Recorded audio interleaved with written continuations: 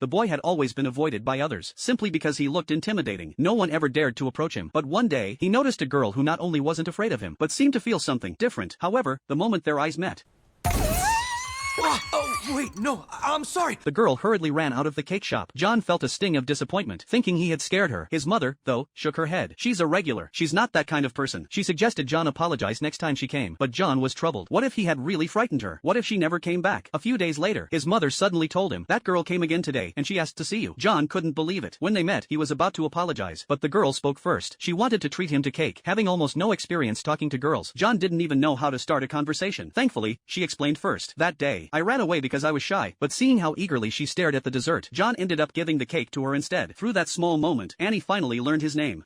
My friend Rintaro. I don't understand. Why does this girl want to know about me?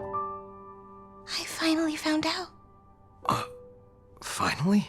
She said it very quietly, but John still heard it. Embarrassed, Annie quickly explained. She wasn't secretly in love with him. She had just seen him helping at the shop before. As for that day, it was the first time someone had stared at her like that, and it made her heart race. Those words completely confused John. He couldn't understand why anyone's heart would race because of him. Usually, when people met his eyes, they only felt fear. Sensing the awkwardness, Annie said she would just buy a cake and head home. But before leaving, she finally gathered the courage to say, "I don't think you're scary at all." Just those simple words left a deep mark on John's heart. What Annie didn't know was that someone had been watching her from the shadows all his life. John had been disliked because of his appearance, but that night, Annie's words and the few minutes they spent together kept replaying in his mind before sleep. Then his mother told him something alarming. She had found Annie's dropped cake box on the roadside. She feared Annie might be in danger. At that very moment, Annie was being cornered by two street thugs. John rushed out anxiously. Fortunately, he found Annie not far from home. The thugs told Annie to stay away from John. Hiding nearby, John finally understood why people feared him so much. Rumors spread by people like them. He thought Annie would be scared too, but instead, she stood her ground. "You can't judge someone just by rumors," she said. "If you don't know him, don't talk about him." She even defended John. I've changed my mind.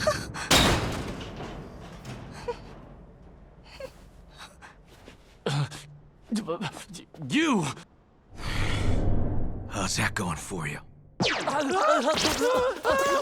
Oh my God, I'm so sorry! When she saw he had been hurt because of her, Annie felt terrible, but John blamed himself, thinking he had dragged her into danger. Annie shook her head. She knew John was kind. Instead of distancing herself, she thanked him. Because of his appearance, John had long since given up on others. But somehow, Annie made him feel hope again. After walking her to the station entrance, John was about to leave. "Wait," Annie called out. She made him a promise. She would definitely visit the cake shop again. "Next time, we'll eat cake together."